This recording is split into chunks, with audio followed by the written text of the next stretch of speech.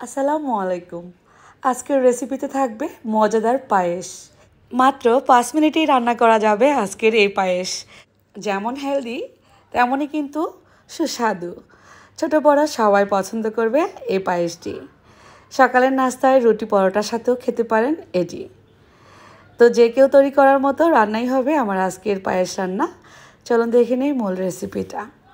প্রথমে আমি একটা পাত্রে দিয়ে দিচ্ছি 1/2 লিটার দুধ। এই দুধটা গরুর দুধ বা লিকুইড যে কোনো ব্র্যান্ডের দুধ নিতে পারেন বা গুঁড়া দুধ দিয়েও আপনারা করতে পারেন। এখানে আমি একটা দারুচিনি ফালি দিচ্ছি, 2টা এলাচ, 2টা তেজপাতা দিয়ে দিচ্ছি। আর দেব চিনি। চিনি দিচ্ছি 1/3 কাপ পরিমাণ। চিনির পরিমাণটা আপনাদের পছন্দ মতো দিবেন, যে যেমনটা মিষ্টি খেতে লাইক করেন। এবার জাল করে নেব দুধ।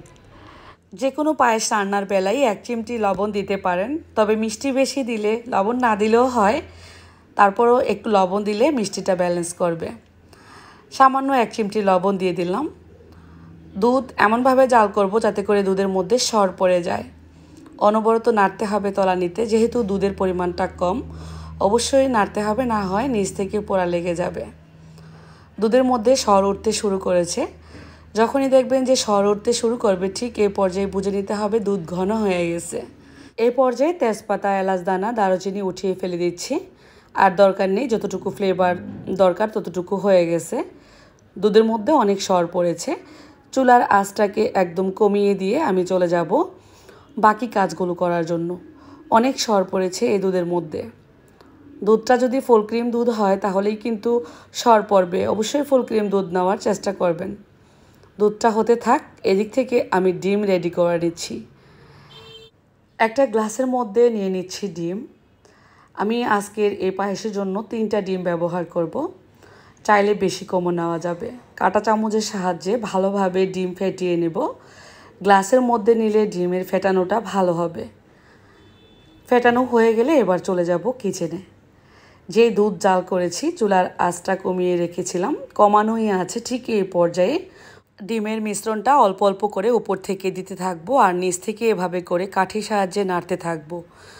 তাহলে কিন্তু এই পায়েসটা সুন্দর মসৃণ হবে, আর না হয় দলা পাকিয়ে যাবে ডিম।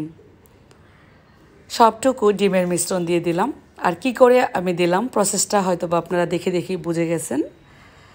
এই তো সম্পূর্ণ দেওয়া হয়ে গেলে 2-1 বার বলক উঠিয়ে নিব, অনবরত নেড়ে চেড়ে। কালারটা চেঞ্জ হয়ে যাবে। ডিমের যে কালার সেই কালারটা কিন্তু একটু হলদেটে ভাব, সুন্দর একটা কালার চলে আসবে। আর এই পায়েসটা খুবই মসৃণ হয়েছে কিন্তু। 2-1 বার বলক উঠিয়ে নিলাম। এবার চুলা অফ করে দেব। তার আগে দেখিয়ে দিচ্ছি কেমন হয়েছে আমাদের আজকের পায়েস বা হালুয়া। সকালের নাস্তায় রুটি পরোটার সাথেই রাখবেন এটা। খুবই মজার এই পায়েসটা, যে কেউ তৈরি করে নিতে পারবেন। এবার পরিবেশন করার পালা। চুলা অফ করে দিয়েছি। নিয়ে নিচ্ছি একটা সার্ভিং ডিশে। এর মধ্যে কোনো প্রকার ডিমের ফ্লেভার থাকবে না, শুধুমাত্র এলাচ দানা, দারুচিনি অল্প অল্প পরিমাণে দিলেই হবে। সাথে তেজপাতাটাও দিবেন। উপর থেকে একটু ড্রাই ফ্রুটস দিয়ে সাজিয়ে নিচ্ছি। কাজু বাদাম, পেস্তা বাদাম, কাঠবাদাম আপনাদের পছন্দ মতো যে কোনো কিছু দিয়ে সাজিয়ে নিতে পারেন। আমি কিছু পরিমাণ ড্রাই ফ্রুটস দিয়ে সাজিয়ে নিচ্ছি। একটা পরোটার সাথে 1 বাটি খাওয়া যাবে এই হালুয়া বা পায়েস।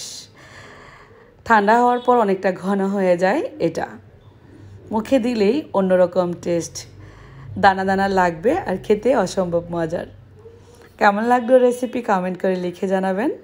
আর ভালো লাগলে বেশি বেশি করে শেয়ার করে দেবেন আমার আজকের রেসিপি। আজ বিদায়, আল্লাহ হাফেজ।